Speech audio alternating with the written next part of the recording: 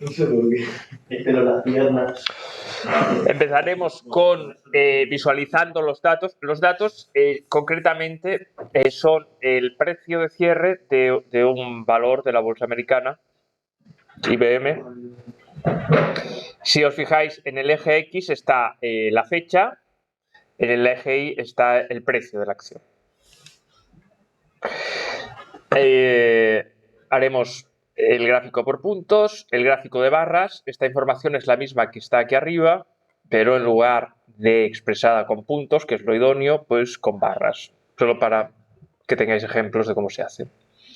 Y por último, el gráfico de tarta o pie chart. Y además serán interactivos. Si os fijáis, aquí debajo hay un slide que lo vamos a utilizar para decir cuántos días queremos que aparezca en el gráfico. ¿De acuerdo? 12 días, pues aparecerán 12 días. Si ponemos 30, aparecerán los 30. Lo mismo con las barras. En el caso del pie chart no es así porque los datos son inventados. Lo que sí que podemos es seleccionar el número de clases que queremos que haya. Si hay 2 clases, pues aparecerán 2 colores. Si hay 3, pues aparecerán 3 sectores, cada uno de su color. ¿De acuerdo? Y así hasta 10 como máximo. Bien. Lo primero, el primer ejemplo lo tenéis colgado ya hace tiempo. Está en GitHub. En mi GitHub.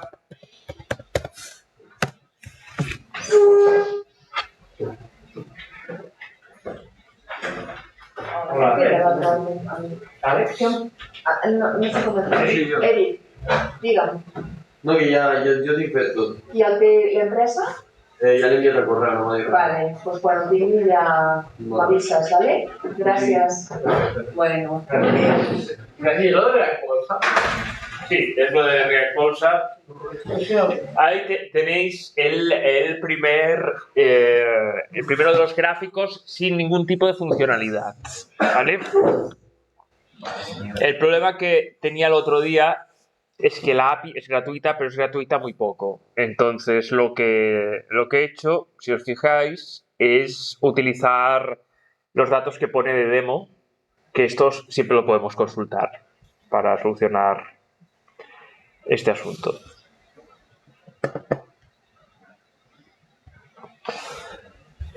Tenemos, por lo tanto, una fuente de datos.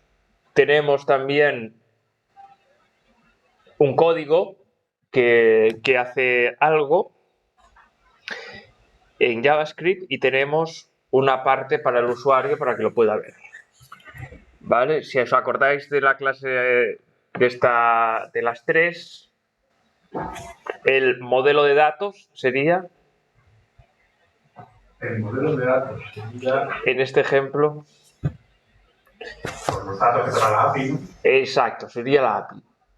El controlador sería el código que nosotros hemos escrito y la vista pues sería la página web resultante. Si os fijáis también el nivel datos no tiene acceso ni el desarrollador ni tampoco tiene acceso el usuario. Al API no tiene acceso total, digamos que tiene acceso parcial. Al código solo tiene acceso el desarrollador y a la vista pues tiene acceso todo el mundo. ¿De acuerdo? Vale, pues si ponéis el código de ejemplo, veréis que os sale el gráfico.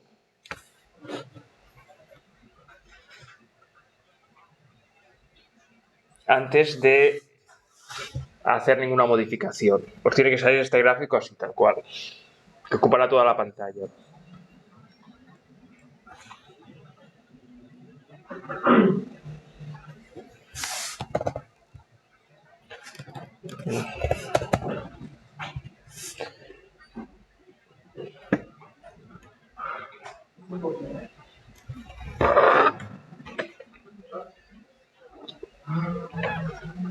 En el guión tenéis que las 2 clases que se han de utilizar son Axios y chart JS. Axios, Yo estoy usando los proyectos, lo del Axios, claro, Axios, entonces, ¿para qué sirve Axios?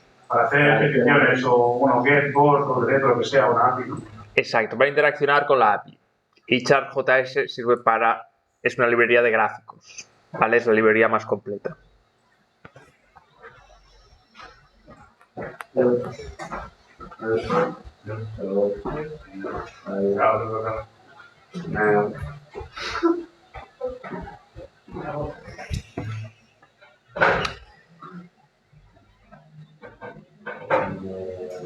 Vale, pues una vez hechos los imports correspondientes,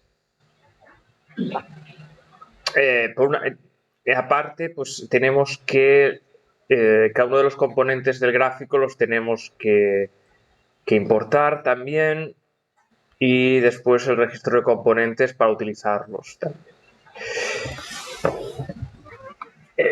Una vez hecho esto, pues empezamos con el módulo en sí. ¿Cuál será la variable de estado? Pues en este caso, la variable de estado son los datos para generar el gráfico, que será una sucesión, será un vector por una parte de fechas y por otra parte será un vector de precios. Esta será la variable de estado, que al principio está vacía, porque para conseguir los datos, lo primero que se tendrá que hacer es consultar a la API. Si cogéis esta URL, donde pone API URL, y cambiáis el $symbol y el $APK por IBM y demo respectivamente, y lo ponéis en el navegador, veréis que está devolviendo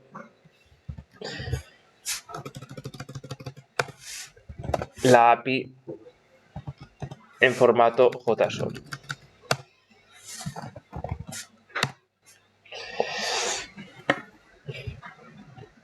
¿Vale? Nosotros hacemos una petición, ¿cómo? Pues con una URL, y en esa URL añadimos los parámetros que conforme a los datos que queremos obtener.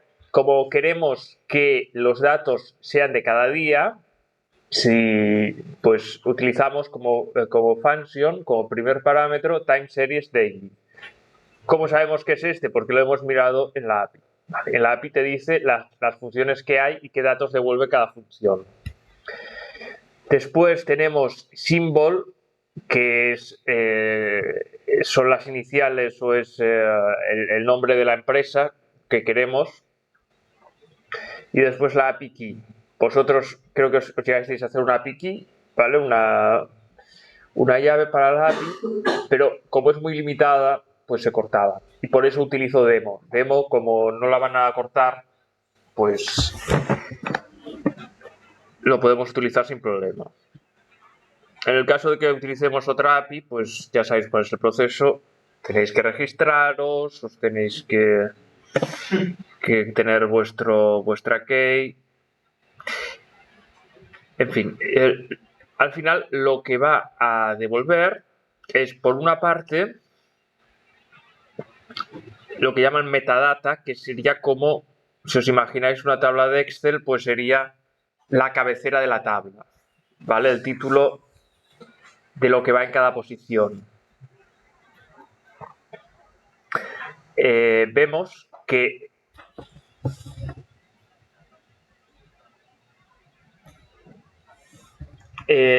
primero lo que viene son los precios.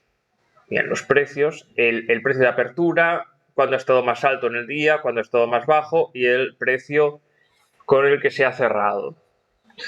Después tenemos el símbolo, el tiempo que se ha actualizado el dato,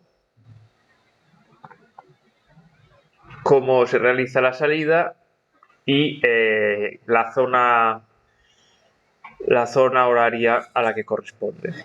Nosotros lo único que nos interesa son dos datos, que es por un lado el last refresh, que es la fecha, y por otro solo el precio de cierre, ¿de acuerdo?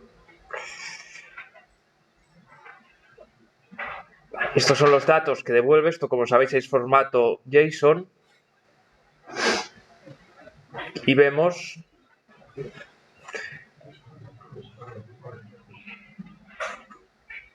cómo aparecen los datos. Por una parte tenemos la fecha, el precio de apertura, cuando estaba más alto, más bajo, cierre, el volumen. El volumen es el número de acciones que se han intercambiado.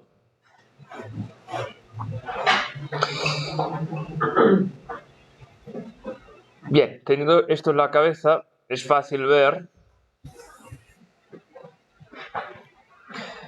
que una vez que hemos hecho la consulta a la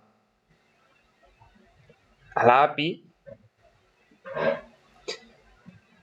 con lo que nos tenemos que quedar, y nos quedamos con ello en series, es con los datos que están contenidos dentro del encabezado Time Series Daily. ¿Por qué? Time Series Daily tiene exactamente la información, ¿vale? Este campo, el campo metadata, tiene metadata. Nosotros lo que nos interesa es la información en sí. Time Series Daily. Que vaya muy bien, Mar. Que es donde está en sí la información. En metadata tenemos las cabeceras. En el campo Time Series Daily es donde tenemos en sí la información. Vale. Pero ¿qué pasa? Que si elegimos este campo entero, pues aparte del precio del cierre, pues y la fecha, tenemos mucho más datos, ¿no? ¿Cómo lo filtramos? Pues primero, entre metadata y Time Series Daily, nos quedamos con Time Series Daily, ¿vale?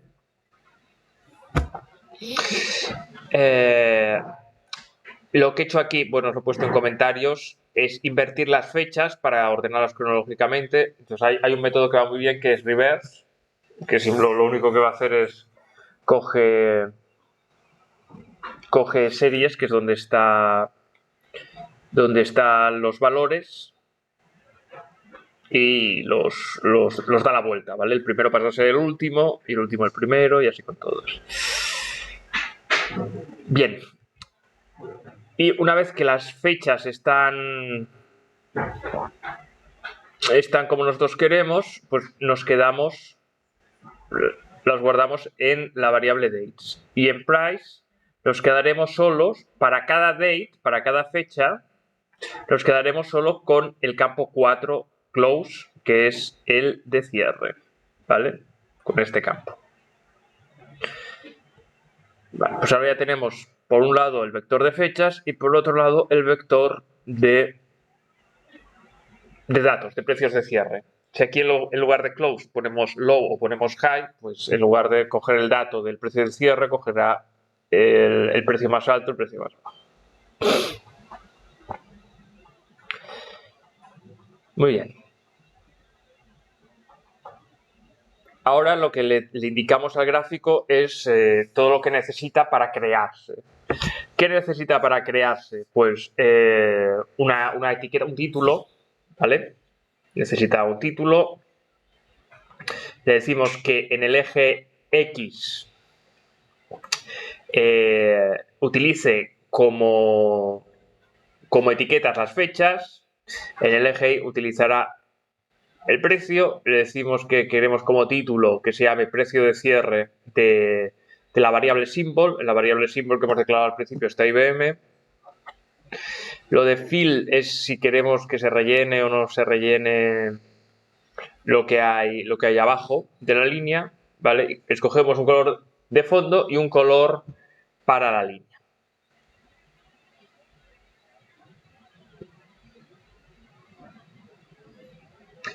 Y por último, esto lo podéis borrar porque no hace nada. Y por último lo que hacemos es simplemente ponemos, lo que vamos a visualizar es un título H2 y aquí abajo, si os fijáis, hay un condicional.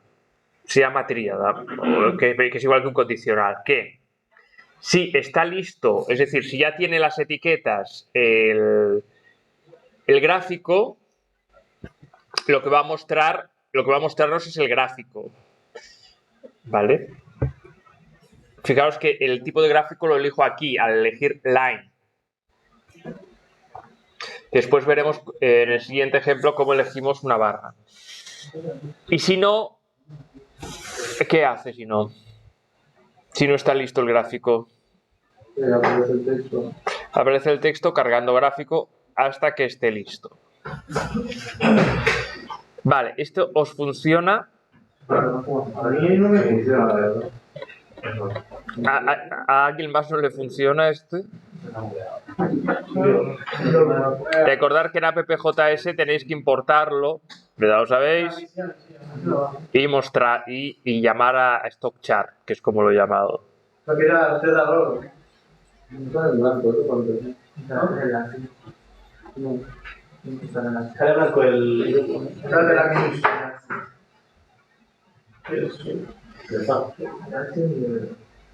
Pero yo le quemo cuando...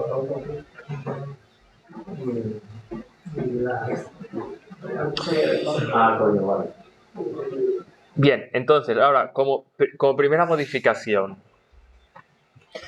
me gustaría que en lugar del precio de cierre apareciera el volumen, ¿de acuerdo? El volumen, como os he dicho antes, es uno de los datos que está contenidos en el paquete de datos que nos dan, y el volumen es la cantidad de acciones que han cambiado de manos. Entonces, modificar el gráfico este, por favor, para que aparezca el volumen y no aparezca el precio de cierre. Creo que será bastante fácil para todos vosotros.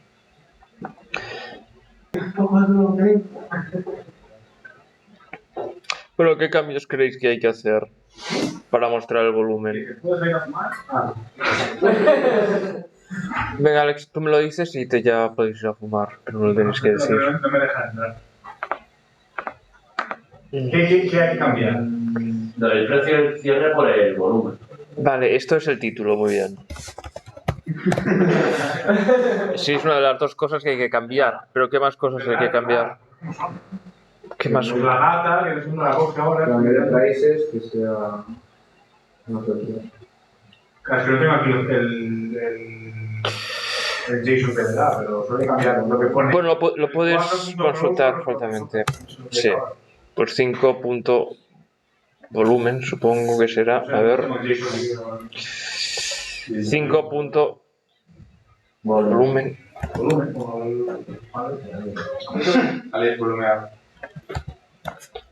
Pero esto lo vamos a guardar en otra variable que sea volumen, ¿vale? O volumen. Entonces, cuando preparamos el gráfico, en lugar de decirle que queremos los precios, le decimos que queremos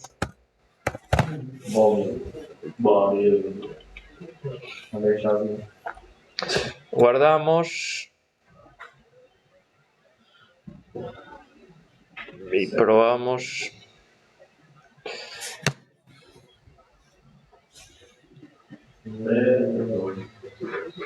Perdona, te he tocado el de barras, ¿vale? Pero bueno, sí, ¿veis? Cambia inmediatamente pero bueno, el concepto es el mismo. Cambia inmediatamente el eje de las Is. Ahora no es precio, sino que es el millones de acciones que han cambiado de mano.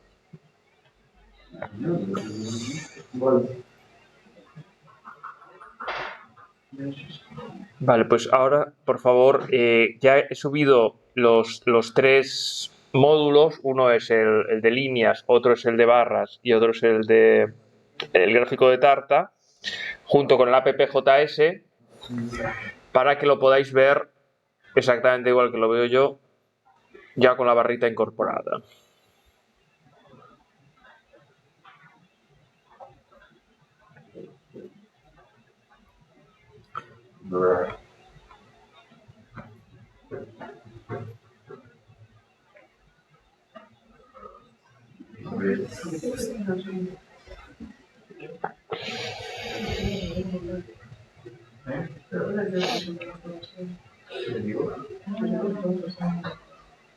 No sé.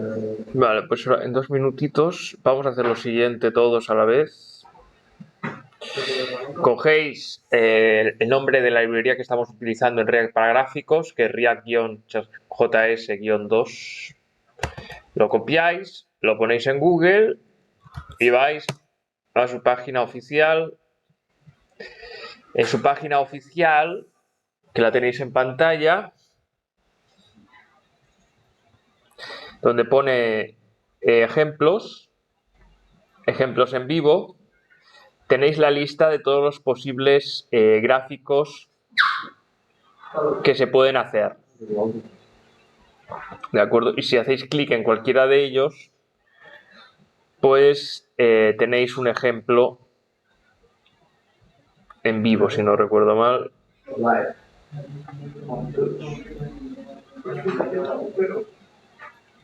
Veis que son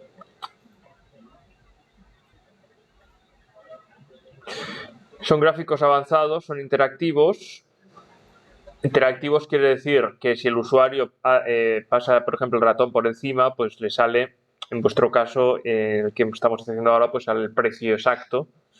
Si lo ponéis en el puntito, en el vértice o en la barra, sale el precio exacto.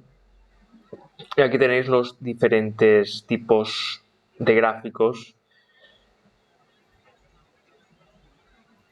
El tipo de gráfico, normalmente todos los gráficos tienen dos ejes, el X, el Y, y lo que aceptan pues son dos vectores con valores. Bien sean categóricos, como es el caso de las fechas, o bien sean continuos, como el caso de los precios. Donde se elige qué gráfico vamos a renderizar. Estoy ahora en el Stock Charts, donde se elige si es el tipo de gráfico, es cuando hacemos la invocación para renderizarlo. En el caso del Stock Chart, veis que hemos utilizado el tipo line. Y le pasamos por una parte los datos para el gráfico y por otra las opciones. Las opciones es cómo lo queremos. Las opciones las hemos definido en options, que es de aquí, ¿vale? Cada tipo de gráfico, esto sí que se debe personalizar para cada tipo de gráfico, pues tiene sus opciones, ¿de acuerdo? En este caso, es decir, si es responsive o no, y si mantiene el ratio o no lo mantiene. Si omitimos, si no pasamos por opción nada en options, pues pone las que son por defecto, que lo podéis ver en la documentación. Vale. El line es el de líneas. Si vamos a Stock Bar Chart, veremos que aquí utilizamos del tipo bar. Si vamos al Pie Chart, veremos que cuando lo renderizamos, es decir, después del return, estamos utilizando pie. Pero podríamos utilizar alguno de los otros tipos, por ejemplo,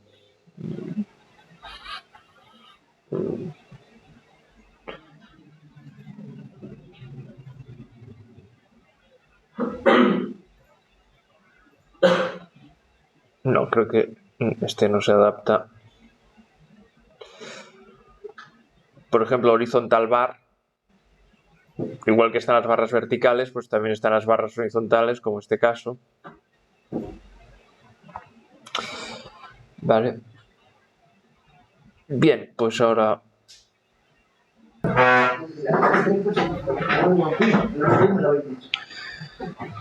Es algo de bien idea. ¿Cómo vamos?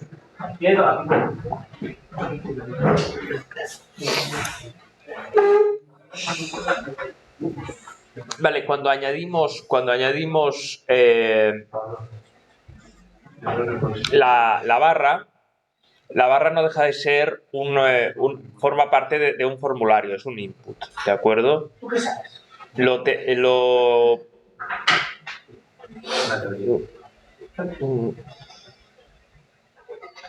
Vale, no deja de ser un input. Pero en lugar de type text o type password es type range. Es el slide este deslizante, la barrita deslizante. Range. Esto es HTML, ¿eh? Le indicamos un mínimo y un máximo. Yo he puesto 5 como mínimo y 30 como máximo. Si queréis cambiar el mínimo veréis que funciona igual. Vale. ¿Qué pasa? Que si ahora nosotros queremos indicar el número de días, ¿vale? El número de días que se van a mostrar en el gráfico, necesitaremos una variable ¿cómo se llamaban? ¿De estado? La variable de estado que tenga en todo momento el número de días que ha seleccionado el usuario. ¿Cómo lo hacemos en el código? Pues siempre en React tenemos que indicar por una parte el nombre, days to show, los días que se van a mostrar, y por otra parte que hay que indicarle que es setDaysToShow, Para modificar el valor. la función que se utiliza para modificar el valor. Si queremos cambiar el valor de esta variable de estado, siempre tendremos que hacerlo mediante la llamada a esta función. Cuando la declaramos, le tenemos que dar un valor. En el caso de los datos los teníamos vacíos porque no tenemos ni idea. En el caso de los días, pues por defecto serán 30. ¿Vale? Bien. Entonces, dentro de este formulario, le decimos que como valor tenga el valor que tiene la variable de estado, que al principio será 30. Y que capture el evento, el único evento que hay es el evento de cambio. ¿Vale? Entonces, ¿qué pasa? Cuando detecta este evento, que hay un cambio en el slide, ¿qué hacemos? Pues llamamos a la función que hemos definido para cambiar el valor de la variable de estado y le vamos a dar el valor que ha seleccionado el usuario, que es el evento e.target.value.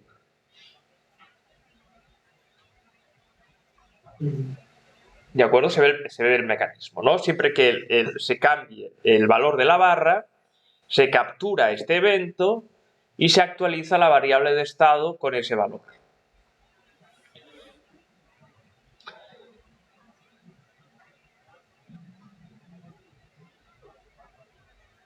Vale. Y estos son todos los cambios que hay que hacer porque hemos definido también en el gráfico que el número de días sea desde 0 hasta days to show. ¿Cómo lo hemos hecho? La función slice, el método slice permite definir una horquilla de un mínimo y un máximo. Entonces, antes nos quedábamos aquí, hasta reverse. Reverse, como sabéis, es para dar la vuelta a los datos por fechas. Pues ahora no nos queremos quedar con todos. Queremos cortar este vector por algún lado. ¿Vale? Lo cortamos desde la posición 0, es decir, no cortamos nada de las fechas más antiguas, pero de las más recientes hacemos un corte en days to show, o sea que haya tantas como indique la variable de estado days to show. De esta manera conseguimos que el gráfico sea dinámico y que el gráfico esté en consonancia con el valor que tiene ese input, que es el input range, el input de la barra de slide. Esa es la lógica que hay detrás, ¿verdad? Siempre que se genera un evento, se cambia la variable de estado y como la variable de estado define por una parte la cantidad de días que se coge y por otra parte la posición donde está el slide, pues con esto quedan sincronizados los dos elementos. Lo que habéis visto es el gráfico de barras, pero pasa exactamente lo mismo, es exactamente igual el gráfico de barras que el gráfico de líneas, lo único que a la hora de renderizar el gráfico, en uno es de tipo line y el otro es de tipo bar.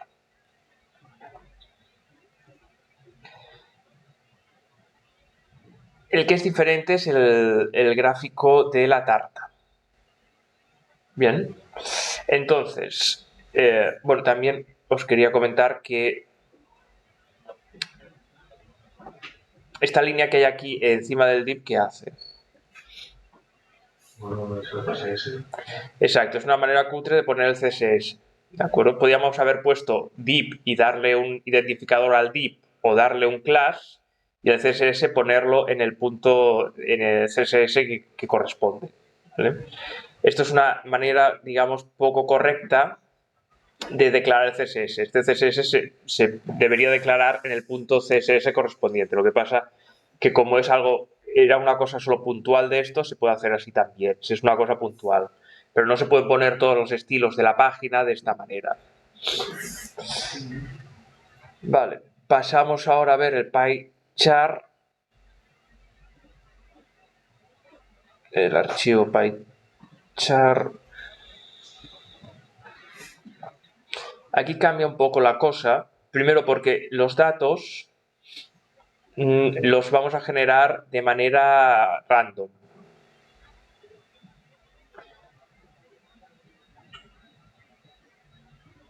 ¿Vale? Y, tanto los datos como el color. Los generamos de una manera random. Pero empezamos por el principio. Primero, variable de estado que necesitamos en este caso, pues el número de áreas que queremos incluir en el gráfico, el número de clases que queremos incluir en el gráfico. Esta es la variable de estado.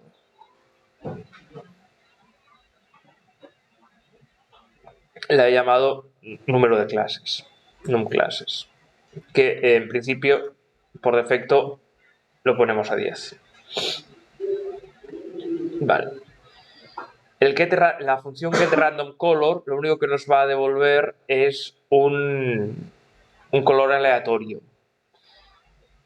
¿Cómo lo hace? Pues sabéis que el color se define por 6 por 3 componentes, el rojo, el verde y el azul, ¿verdad? Vale. Estos componentes están en hexadecimal, es decir, que es un par de números o letras porque está en hexadecimal. De ahí que las letras, que es como llamo la variable, pues estén desde el 0 hasta el F. ¿De acuerdo? Por ejemplo, 0F sería un valor para una componente. 1A sería también un valor. Pues color lo que hace es juntar aleatoriamente 6 de estos símbolos, del 0 al 9 y de la A a la F, para tener un color aleatorio. ¿Vale? Se podría también definir un vector con 10 colores y ir asignando el color correspondiente a cada área. Es igual. Bien. Los datos también los creamos de manera aleatoria. ¿Qué va a haber en los datos? Pues lo mismo que había antes. Por un lado habrá las labels, que en el caso anterior pues eran las fechas. Aquí simplemente es una etiqueta que será clase 1, clase 2, clase 3, ¿vale? Simplemente será la clase más concatenado con el número que toca. Primero valdrá 1, después valdrá 2, después valdrá 3, ¿vale? Los datos, pues será otro vector, otro array, cuya longitud será será exactamente el número de clases que haya.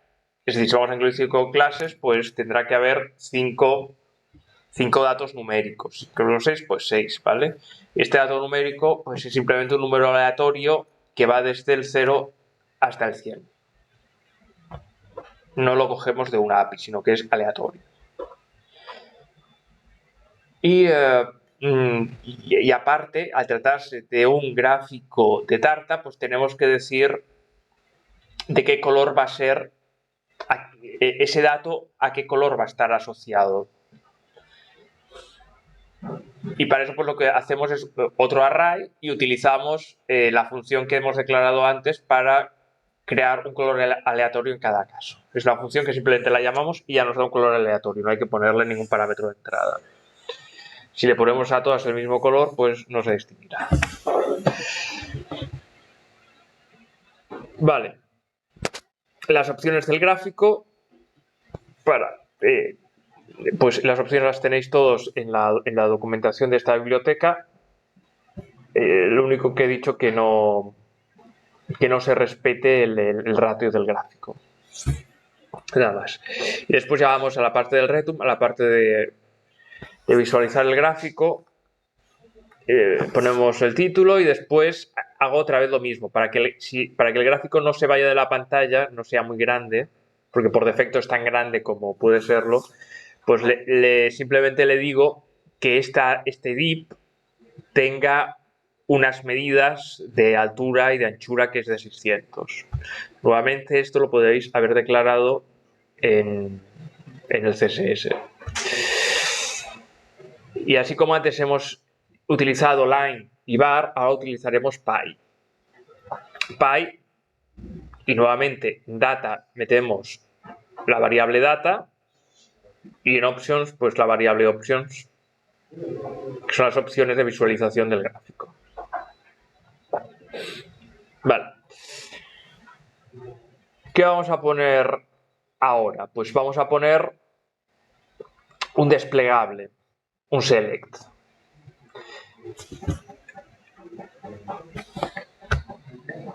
¿Qué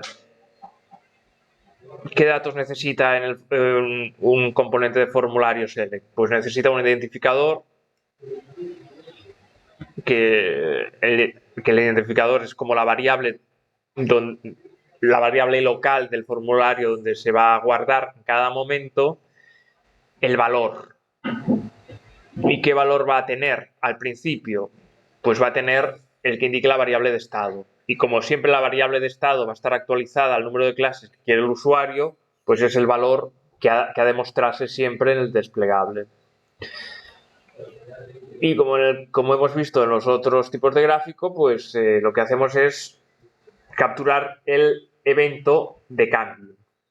Cuando cambia, llamamos a la función que nos permite modificar la variable de estado y le damos como nuevo valor el evento.target.value, como el caso anterior, haciendo la conversión a número. ¿Vale? Porque he visto que si no hacías la conversión funciona también, pero a veces da errores. Bueno, pues hacemos la conversión a número, aunque, como sabéis, no es necesario definir el tipo en JavaScript. En TypeScript sí, pero en JavaScript no es necesario. Pero así nos aseguramos que se guarda en formato de número. Bien, y después tenemos que definir en el desplegable todas las opciones que hay. En este caso, como he puesto que como mínimo debían aparecer 2 y como máximo 10, pues si contáis del 2 al 10 son 9 elementos y cada elemento tendrá como valor pues la variable que utilizamos en el bucle, que es la i más 2, porque así cuando al principio la i vale 0, pues el primer valor será 2, después 3, 4, hasta el último valor que será 8, 8 más 2 son 10, y como máximo pues hay 10, pues será el máximo que se muestre. Bien, el select ¿vale? Va desde el 2 hasta el 10. Captura el evento, cambia la variable de estado y según la variable de estado, como los datos están definidos en función de la variable de estado, pues actualiza el gráfico. Veis que la lógica es exactamente la misma, lo que cambia es el tipo de gráfico. Vale, pues ahora vamos a probar de hacer una cosa que es,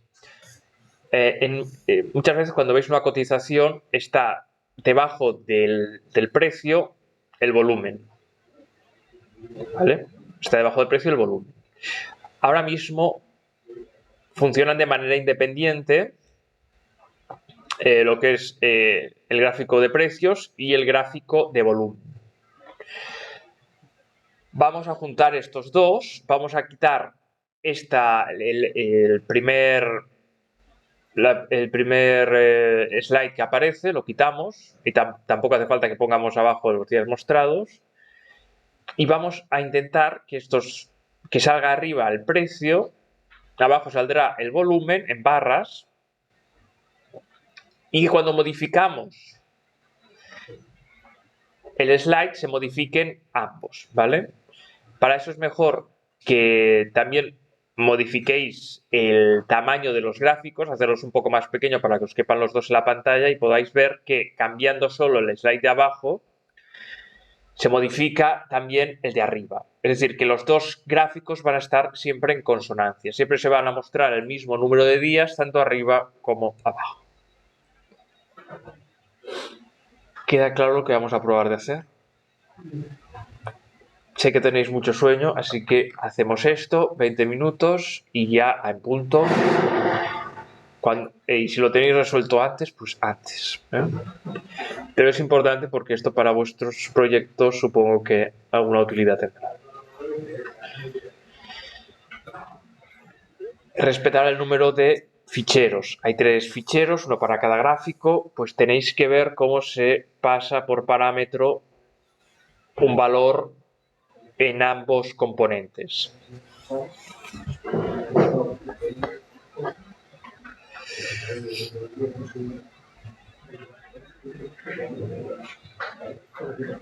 Cuando acabéis el PRAT y tengáis mucho dinero e invertáis en bolsa, os doy un pequeño truco. Es cómo sabemos si la subida o la bajada va en serio. Mientras más volumen haya cuando empieza la tendencia alcista o bajista, cuanto más volumen haya, más recorrido tiene. ¿De acuerdo? Como en este caso el volumen es muy alto y al final ha habido una subida, pues lo normal sería que esta subida continuase. Con esto ya os podéis hacer millonarios, no necesitáis nada más. Vale, probamos a hacer esto y ya no os doy más la tabarra. Vale, si os parece os explico cómo hacerlo y ya lo dejamos.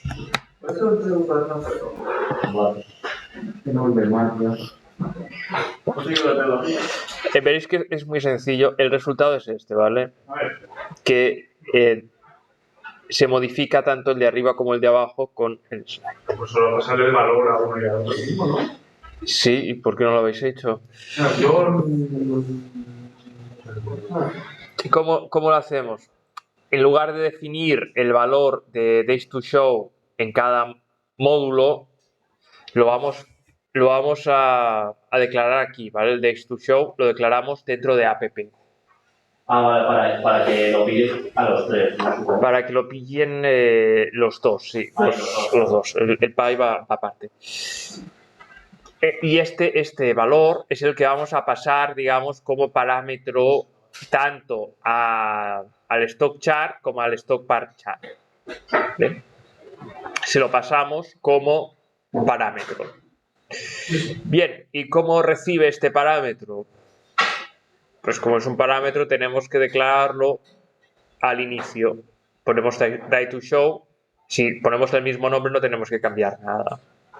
Para que ese valor lo reciba cada uno de los dos módulos como parámetro de entrada y como sabemos que tanto los datos como el gráfico están en función de este parámetro, pues cuando reciba este parámetro ya se calcula los datos que son necesarios. Los parámetros en componentes de la se hacen así.